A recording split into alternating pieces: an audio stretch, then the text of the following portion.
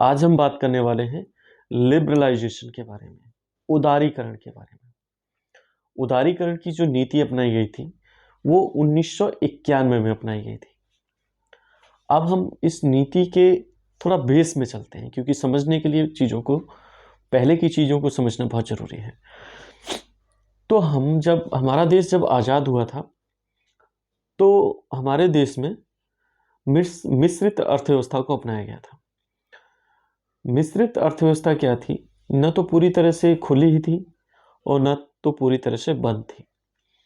मिश्रित अर्थव्यवस्था अपनाने का बहुत बड़ा रीजन था रशिया, रूस में क्या था, वहाँ पर पंचवर्षीय योजनाओं का प्रावधान था और बहुत सारी चीज़ों पे सरकार का नियंत्रण था। बहुत सारे जो उद्योग धंधे थे, बहुत सारे सार्वजनिक जो उपक्रम थे, उन पर सरकार का नियंत्रण था और कुछ ऐसी चीज़ें थी जो कि निजी तरह से कर सकते थे।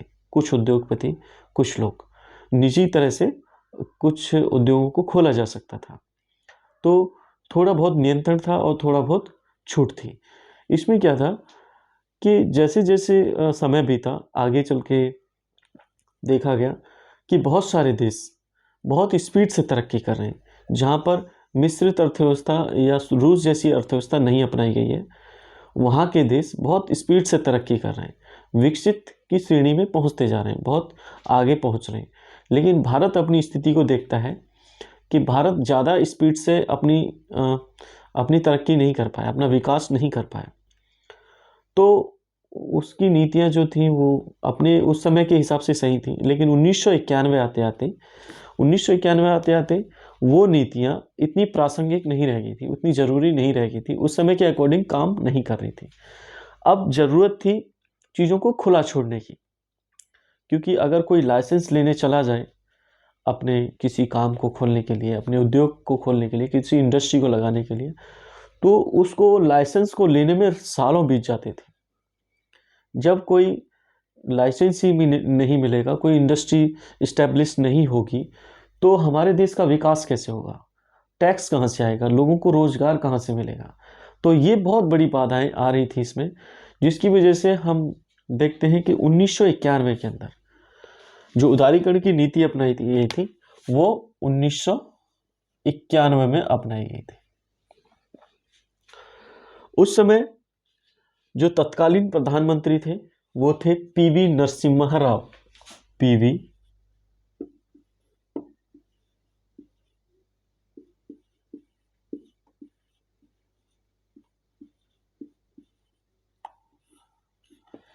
नरसिम्हा राव उस समय प्रधानमंत्री थे भारत के।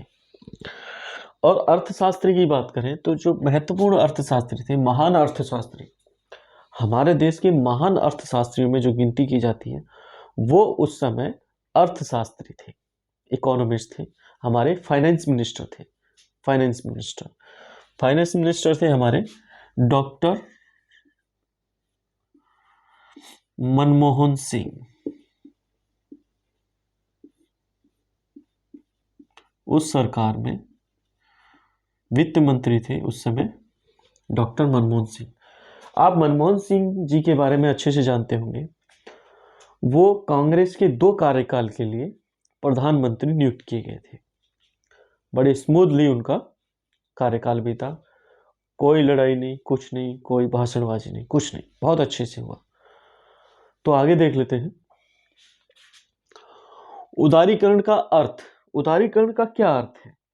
जब हम उदारीकरण की बात कर रहे हैं तो इसके अर्थ को जानने लिए बहुत जरूरी है। उदारीकरण से तात्पर्य ऐसी नीतियों में या ऐसे नियंत्रणों में ढील देने से है जिससे कि आर्थिक विकास को बढ़ावा मिले। जो भी बाधाएं थी उनको हटाने से है और ऐसी नीतियां अपनाने से है जिससे कि आर्थिक विकास तेजी से हो। इसी को बोलते हैं उदारीकरण। उन नीतियों को उदार बनाया गया, मतलब काफी सभी के लिए खोल दिया गया, बहुत ज्यादा उदार बना दिया गया, लिबरल बना दिया गया सभी के लिए। तो ये था उदारीकरण का अर्थ। अब देखते हैं उदारीकरण की जरूरत क्यों पड़ी। जब हमारा देश चला आ रहा है, स्वतंत्रता से लेकर 1991 तक आ गया, शासन करते करते बहुत सारी सरकारें, तो अब 1991 में ऐसा क्या हुआ जिससे कि उदारीकरण की जरूरत पड़ी, लिबरलाइजेशन की जरूरत पड़ी, नीतियों को बदलने की जरूरत पड़ी। तो इसका एक ही रीजन था कि वो नीतियां उस समय के हिसाब से काम नहीं कर पा रही थी। विकास को उन नीतियों ने रोक लिया था, विकास नहीं हो पा रहा था। हमारा देश दूसरे देशों के कर्ज के बोझ में दबा जा रहा था। तो विश्व बैंक, आईएमएफ और अमेरिका और दूसरे पश्चिमी देशों ने कहा कि जब तक आप अपनी इकोनॉमी को खोलोगे नहीं, नीतियों को उदार नहीं करोगे, लाइसेंस राज को खत्म नहीं करोगे, तब तक हम आपको कोई मदद नहीं देंगे। उस समय भारत को बहुत ज़्यादा आर्थिक मदद की जरूरत थी, क्योंकि भारत का खजाना खत्म हो चुका था। क्योंकि ज़्यादातर जो उपक्रम थे, जो इंडस्ट्रीज थी, वो सरकार ने खुद स्टेब्लिश कर रखी थी, खुद ही बना रखी थी। लोगों के हाथ में, निजी लोगों के हाथ में निजी संपत्तियां उस समय कम थी, लेकिन उद्योगों के मामले में और कम थी। तो एक और देख लेते हैं इसकी जरूरत क्यों पड़ी। दूसरा, भारत देख रहा था आसपास के जो पड़ोसी देश हैं वो बहुत स्पीड से आगे जा रहे हैं, तो चाहता था कि भारत में जो गरीबी उस समय जो पल रही थी, उस समय जो तरक्की नहीं हो पा रही थी, उसकी वजह से जो भी बाधाएं आ रही थी, उन बाधाओं को पार करना था और आगे विकास के पथ पर बढ़ना था। तो ये था जरूरत इसलिए पड़ी।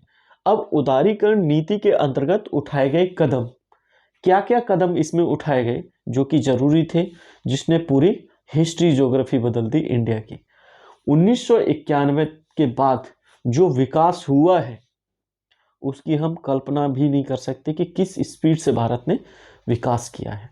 उससे पहले हम ज़्यादा तो नहीं कह सकते, कुछ बेसिक काम जरूर हुए थे, इंडस्ट्रीज इस्टेब्लिश हुई थी, लेकिन वो सरकार के अंडर में बहुत ज़्यादा थी। तो उसके बाद देखा गया है कि जब नियंत्रणों को खोला गया तो हर इंसान को अवसर की समानता मिली, सभी के पास अवसर थे। लगाइए आप जितना इंडस्ट्री लगा सकते हैं, कौन कौन से काम कर सकते हैं, आपको बहुत सारी चीज़ों में छूट दे दी गई। अब देख लेते हैं कदम, क्या क्या कदम उठाए गए, क्या क्या इसमें छूट दी गई। तो पहला है, उदारीकरण के अंतर्गत औद्योगिक क्षेत्र से नौकरशाही के नियंत्रण को हटा लिया गया। इसमें क्या हो गया, औद्योगिक क्षेत्र से नौकरशाही के नियंत्रण को हटा लिया गया। क्योंकि किसी भी उद्योग को स्टैब्लिश करने के लिए, लगाने के लिए सबसे पहले हमको ब्यूरोक्रेसी से परमिशन लेनी पड़ती थी। नौकरशाही होते हैं बड़े बड़े जो नौकर होते हैं सरकार के, जो टॉप ब्यूरोक्रेसी होती है, नौकरशाही में आ जाते हैं ये आईएएस आ जाते हैं, आईपीएस तो खैर सुरक्षा को लेकर आ जाते हैं, जो नीतियां निर्धारित करते हैं और जिनके सिग्नेचर के बिना कोई फाइल आगे नहीं जाती। एक तरह से इसको लाल फीताशाही भी कहा जाता था पहले, अफसरशाही भी कहा जाता है और नौकरशाही भी कहा जाता है।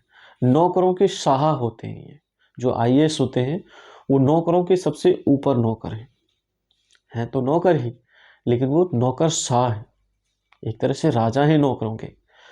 तो उनको उनकी परमिशन के बिना कोई भी फाइल आगे नहीं जाती थी, फाइल नहीं जाती थी तो क्या होता था, इंडस्ट्री को लगने में समय लगता था, भ्रष्टाचार भी काफ़ी बढ़ गया था, क्योंकि उनका बोलबाला था, क्योंकि उनके हाथ में पावर थी उस समय। आगे देख लेते हैं, निजी क्षेत्रों में उद्योगों की स्थापना के नियमों को उदार बनाया गया। अब निजी क्षेत्र में स्टैब्लिश करने के लिए उद्योगों को, बहुत सारे उद्योग जो थे उनकी नीतियों को उदार बनाया है, ताकि लोग ज़्यादा से ज़्यादा उद्योग लगा सकें, रोजगारी मिल सके, जो बेरोजगार घूम रहे हैं उनको रोजगार मिल सके, ताकि देश आगे बढ़े और लोग भी आगे बढ़े। अगला पॉइंट है, 51% इक्विटी के साथ एफडीआई के रास्ते खोल दिए गए।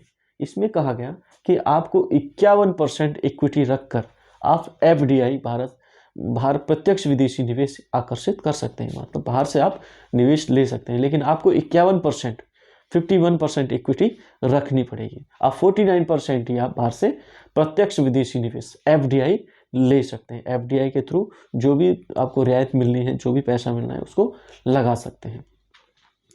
और क्या था, आयात को कम करने की कोशिश की और निर्यात को प्रोत्साहित किया गया।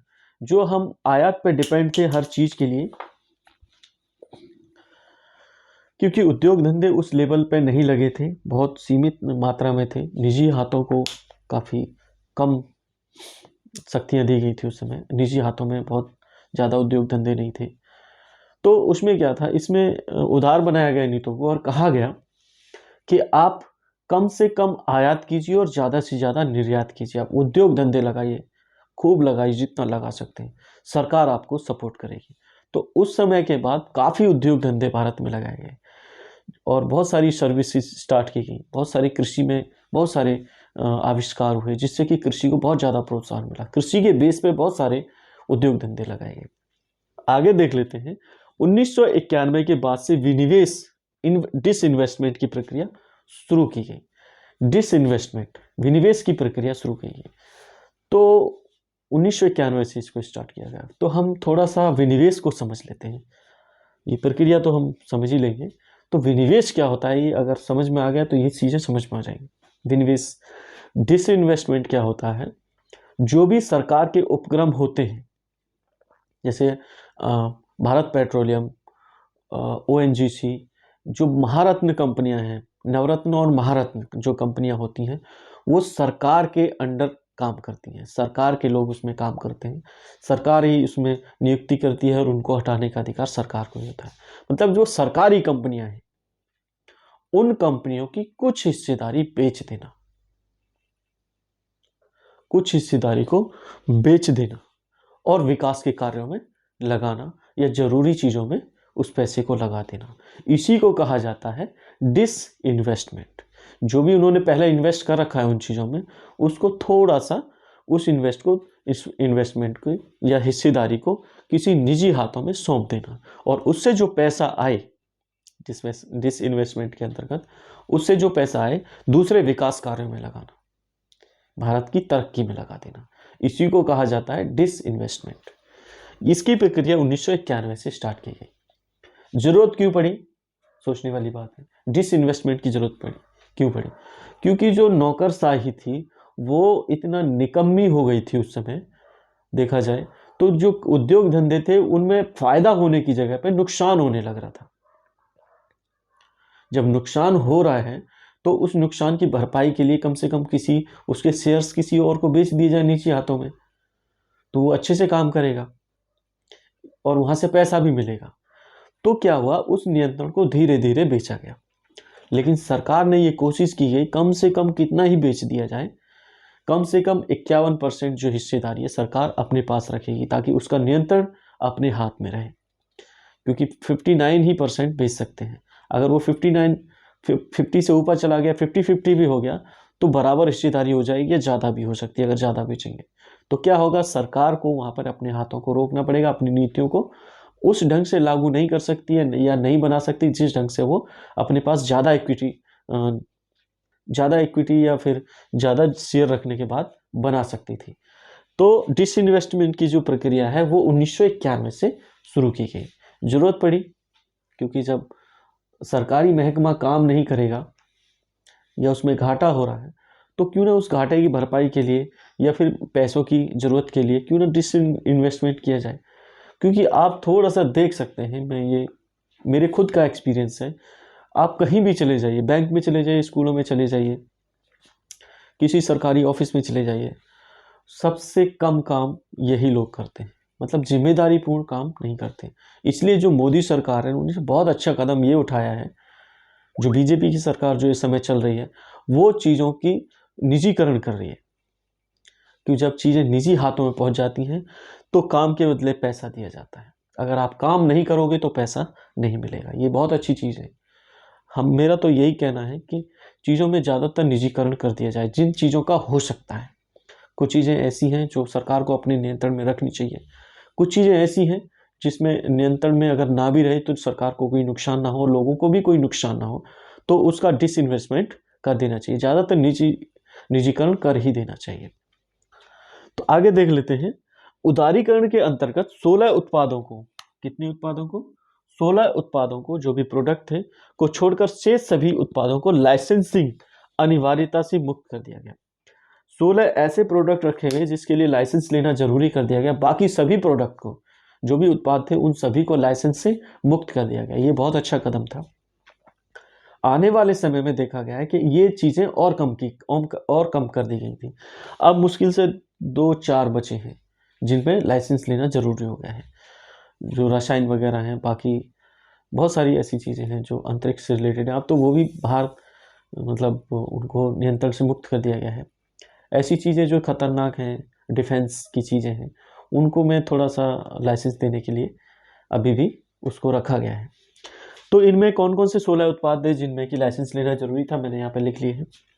अल्कोहल, पेट्रोलियम, प्लाईवुड व चीनी, अंतरिक्ष उपकरण, कागज व लुगदी, आपदाजनक रसायन, औद्योगिक विस्फोटक, समूर की खाल। समूर एक हिरन को कहा जाता है, तो ये इस पे प्रतिबंध लगाया गया था कि आप समूर की खाल को बिना अनुमति के, समूर की खाल का आप उत्पादन नहीं कर सकते।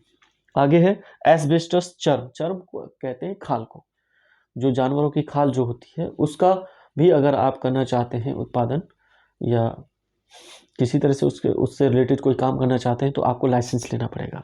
कोयला व लिग्नाइट, विद्युत उपकरण, औषधि व भेषज, प्राकृतिक गैस, उपभोक्ता विद्युत उपकरण और सुरक्षा संबंधी उपकरण, इन सभी चीज़ों को लाइसेंस के अंदर रखा गया था। बाकी सभी चीज़ों को इस नियंत्रण से मुक्त कर दिया गया था। वहाँ से हम देखते हैं कि भारत ने बहुत स्पीड से तरक्की की और आगे ही आगे बढ़ता जा रहा है। आज भारत, आप अगर मेरी अर्थव्यवस्था वाली जो देखेंगे वीडियो, आज भारत छठी विश्व की सबसे बड़ी अर्थव्यवस्था है, विश्व की छठी सबसे बड़ी अर्थव्यवस्था है, और 2025 में 5वीं सबसे बड़ी अर्थव्यवस्था होगा, और 2030 में तीसरी सबसे बड़ी अर्थव्यवस्था होगा। तो भारत, आप देख सकते हैं, भारत आगे ही बढ़ रहा है। तो आज के लिए इतना ही, मिलते हैं अगले वीडियो में।